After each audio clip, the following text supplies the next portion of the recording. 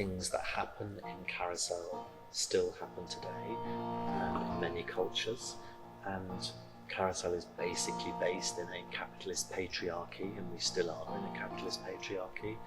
And I felt, or we felt, that there was a lens where we might be able to try and examine and spotlight some of those things that were always there, and but we have evolved as a society where some of those things might be more present to us now. But what's fascinating is that they were there in 1945. These men were taking this story that was based around male violence against women and turning it into a musical, but they were treating the subject very seriously back in 1945. So as far as my involvement in Carousel, I have been involved in the project sort of before lockdown, really. I had some conversations with the creative team, and Tim asked me if I would like to come and audition, and that's why I sort of went through that whole process. And it was not something that was sort of on my radar, really, but he sort of talked to me about his vision for it and what he wanted to do with it, and in typical sort of Tim Shearer style, it wasn't going to be your sort of everyday version of Carousel that people might know and love. But hopefully they'll love this one just as much. I'm really excited because it's my first job out of college. So, I mean, yeah, it's a lot to live up to, I've been told. Everyone can sort of identify with it, so hopefully someone will be able to identify with me, especially, being a person of colour playing Louise, it's very different. But that's what I think is so exciting, and I'm so grateful that I got the opportunity to be a part of it.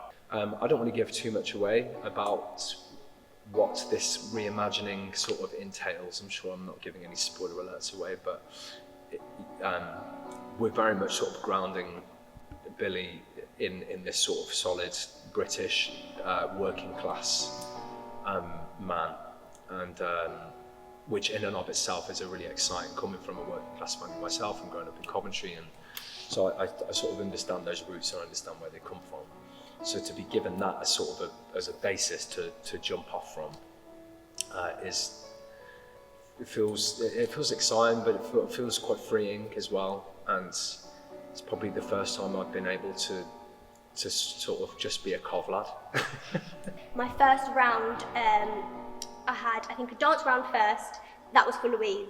Then I went in for an ensemble call and did a bit of partner work as well, I guess, for the ensemble. Then they called me in again to do a scene and a song. And then after that, they called me in again on my own. And then that's when I was offered the role. So yeah, quite a few rounds. But yeah, it was really enjoyable actually. And a lot of people had said that it was quite a challenging audition. So for that to be kind of one of my first, I was like, okay, good. I'm glad that my first one was hard, so now I'm getting used to it. I'm not really interested in the word revival. I don't really like that word revival, but I'm only interested in interrogation because that's the bit that allows us to be artists. Otherwise we're just recreating somebody else's work, and that's not the bit that I get excitement from. I think our jobs was just to kind of demystify again, to kind of take that inherited joy or inherited experience that we have of these MGM musicals, and often they are from just Sunday afternoons, fleetingly watching them on the television, and then that kind of memory, that visceral memory of watching them as children stays with us, is to kind of banish those thoughts and just to kind of get back to the text and the music that was written in 1945 and the subject that was being explored, and push the subject back to the front. What I think I love the most is that they kind of give you their vision, but you can kind of add on top of that. So they want us to be a part of it, as much a part of it as they are. So we have a lot of discussions, a lot of deep discussions. Obviously, there's a lot of dark themes as well. I get to keep my own accent, and which again means that people can identify with me in the audience, hopefully. But yeah, it's been like an interesting process, but really lovely that we can all have such an input into it. The way the trees come over and the wind moves them, and apparently it is just incredible. So I think, yeah, that's the most exciting thing, because everyone says it is one of the best places to perform at.